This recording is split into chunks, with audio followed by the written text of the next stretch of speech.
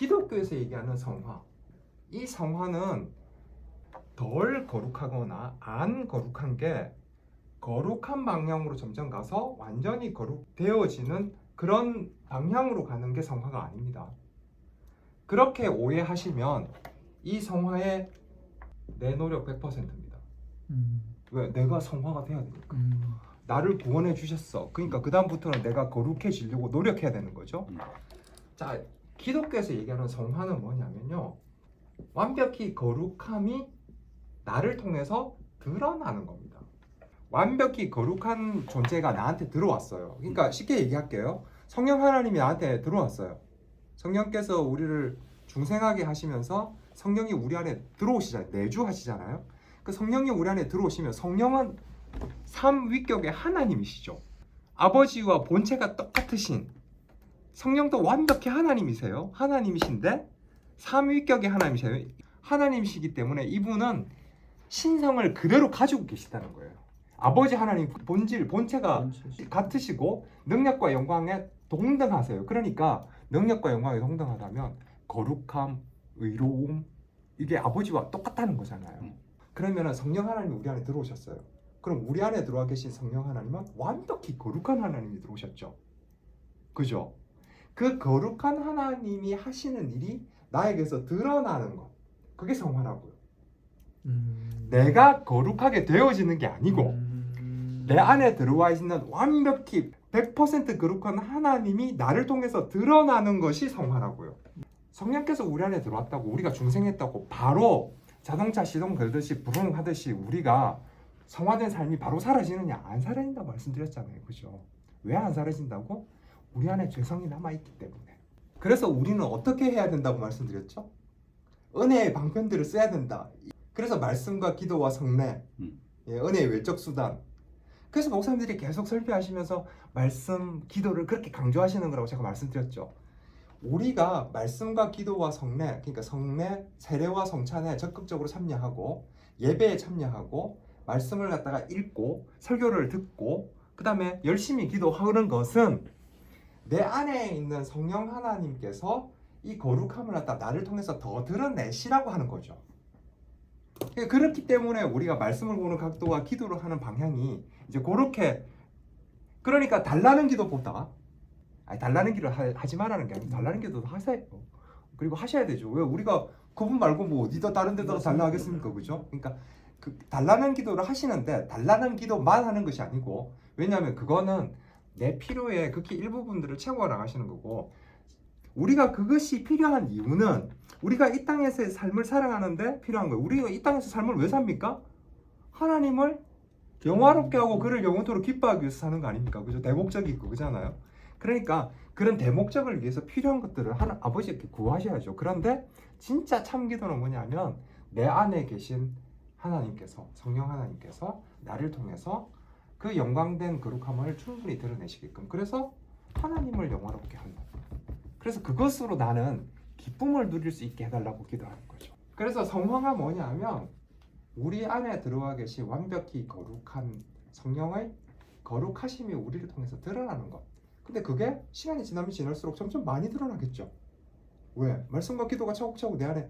그래서 지난번에 얘기했잖아요. 내 안에 말씀이 이만큼 있으면 성령은 이만큼이라고. 내 안에 말씀이 이만큼 있으면 성령은 이만큼이라고. 그래서 성령이 충만하게, 성령 충만이 왜 필요하냐면 결국 성령 하나님의 그 거룩하고 의롭고 영광스러움이 나를 통해서 드러나는 거거든요. 예.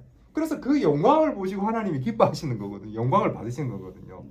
요한복음 15장에 나오는 그 포도나무 비유가 그거거든요. 하나님이 농부시고 그리스도가 포도나무에 거기 접붙임을 받았어요. 그 가지에 열매가 맺히는 걸 보고 아버지 농부가 영광을 받으신다 하잖아요. 그 열매가 뭐예요? 선한 열매들. 근데 나는 그리스도의 접붙임 바 되었어요. 성령께서 내 안에 들어오셨어요. 그러면 성령이 나에게서 열매를 맺어 나가시는 거죠. 근데 처음부터 그 열매가 막 탱글탱글하게 막 한 송이씩 막 맺히지가 않는다고 막 이렇게. 예. 어쩌다 한 개씩, 그것도 막 씨알도 작은 거 이렇게 나온다고요. 그런데 성령의 충만함이 내 안에서 말씀과 기도로 우리가 성령 충만함을 강구했을 때 성령 하나님 내 안에서 충만하게 역사하시면 나에게서 성령의 열매들이 막 맺히겠죠. 막 포도나무 가지가 막 휘영청 다 휘어질 정도로. 그러면 하나님 아버지께서 너무 기쁘신 거야 이걸 보고. 왜? 그게 자기의 영광이니까. 네. 뭐 마음을 다하여 뜻을 다하여 뭐 힘을 다하여 뭐 이렇게 다 한다 이런 말이 있잖아요. 네. 그런 의미일 수도 있겠네요. 네, 그렇죠. 그렇다고 볼 수 있습니다. 왜냐하면 거기서 마음과 뜻과 힘이라는 게 지정의거든요. 예, 지정의 육체거든요. 그러니까 지정의 육체를 다 사용해서 하나님을 사랑하는 거거든요. 근데 그게 처음부터 안 되잖아요. 근데 그 지정의는 영의 기능이고 우리의 영에 성령 하나님이 들어오셔서 그 영을 그렇게 사용할 수 있게끔 도와주시는 거죠. 100%. 네, 설득하고 도와주시는 거죠. 그죠? 그럴 때 우리가 그 영이 충분히 그렇게 사용되어질 수 있게끔 우리는 계속해서 말씀을 듣고 이해하고 공급해 줄, 그리고 성령의 도움을 받아서 우리가 지적으로 아는 것, 그럼으로써 하나님을 사랑하는 것, 하나님 따라 살려고 의지적으로 노력하는 것, 이렇게 함으로써 하나님의 사랑이 되어지는 거죠. 우리가 막연하게 하나님 사랑, 이웃 사랑하니까 막연하게 하나님 사랑을 이해한다고요. 하나님 사랑을 어떻게 해야 되느냐? 그 하나님 사랑을 어떻게 해야 되지? 내가 그냥 교회에 열심히 헌신 봉사하면 되나? 예배 빠지지 말고 헌금 많이 하고 뭐 이러면 되나? 그런 게 아니라는 겁니다. 하나님 사랑은 지정의 몸으로 하는 겁니다. 지정의 몸.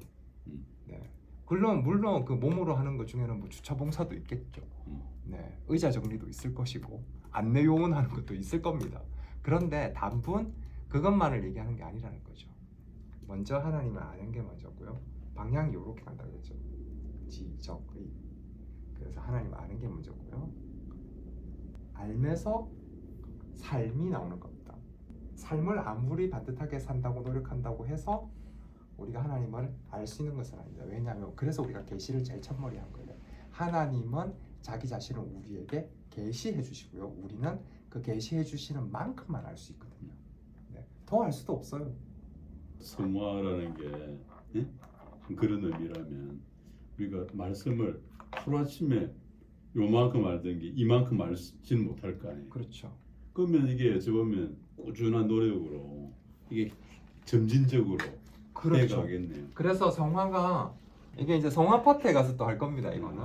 그래서 성화는 두 가지 방면에서 나옵니다. 첫 번째가 뭐냐면 완벽하고도 일시적인 성화가 있고요. 그 다음에 두 번째 점진적인 성화가 있습니다. 근데 우리가 방금 얘기한 이 내용은 점진적인 성화에 해당됩니다. 그런데 방금 얘기한 일시적인 성화는 뭘 얘기하는 거냐면 이 성화는 거의 칭의와 비슷한 개념이라고 이해하시면 됩니다. 예, 그러니까 성령께서 우리 안에 딱 들어오시는 순간 완벽히 거룩한 성령이 우리 안에 들어왔기 때문에 우리는 성화되었죠. 예, 이미 성화되었죠. 성화되었는데 아까 얘기하신 것처럼 그 성화가 완벽히 내 삶 속에서 완벽히 이렇게 드러나는 모양으로 가지는 않기 때문에 그 성화가 점점점 심만 있다 이거지. 네네네 점점점 이렇게 커져가는 모습이 이제 우리의 삶 속에서 드러나는 점진적 성화라고 보면 됩니다. 그래서 거룩하게 되었다라고 단정적으로 표현하는 게 있어요. 성경 말씀에 보면 그거는 뭐냐면 요 성화를 얘기하는 겁니다. 그래서 신학자들은 이렇게 성화를 두 가지로 이렇게 구분해서 서술하기도 하는데 우리는 대체로 성화를 이렇게 알고 계시면 될 겁니다.